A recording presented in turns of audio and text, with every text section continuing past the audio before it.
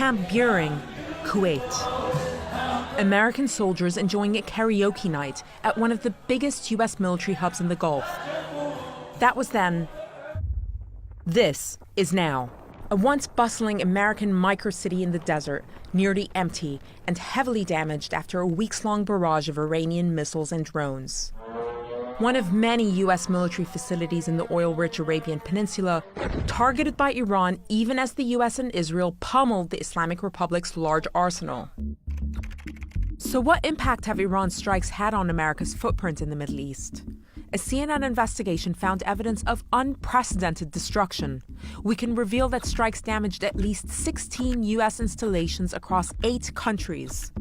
According to our analysis and sourcing, that's the majority of American military positions in the region, and some of them are virtually unusable now. A US source familiar with the situation told us that they'd never seen anything like this at American bases, that these were rapid, targeted strikes using advanced technology. Iran's main targets? Multi-million-dollar aircraft, like this Boeing E-3 Sentry, which gave the US a huge amount of visibility over the Gulf. It's out of production, and in today's money, it's worth nearly $500 million. Critical communications equipment. Look at these giant golf balls. They're known as radomes, and they protect satellite dishes vital for data transmission. In this base alone, Iran destroyed all but one of the radomes less than a month into the war. And crucially, radar systems. Highly sophisticated, expensive, difficult to replace, and critical to air defense. A second US source, this one a congressional aide familiar with damage assessments, described these as the most cost-effective of the targets. Our radar systems, they said, are our most expensive and our most limited resource in the region. For US allies in the region, there's a dilemma. In some ways, Iran's show of force makes the US's presence in the region even more necessary to Gulf security.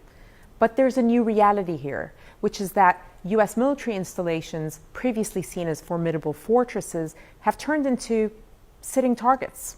As a Saudi source told me, the war has shown Saudi Arabia, that's the US's longest-standing Arab ally, that the alliance with the US cannot be exclusive, and it is not, in their words, impregnable. To get a sense of just how vulnerable US facilities have become, have a look at this. It's the war room at Qatar's El Udeid Air Base, the theater command and control hub for US air power across 21 nations.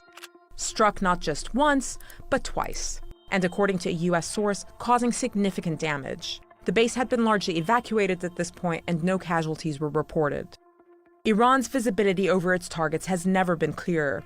In 2024, according to the Financial Times, Tehran secretly acquired a Chinese satellite, known as the TEE-01B, a massive upgrade from its own satellites. That means that Tehran went from looking at images of this quality to this. This is the first time America has fought an adversary with satellites that capture high-res imagery almost as detailed as its own. As the scale of the damage comes into focus, many will wonder whether America's presence, once a protective shield in the Middle East, has turned into its Achilles heel. Tamara Khablaoui, CNN, London.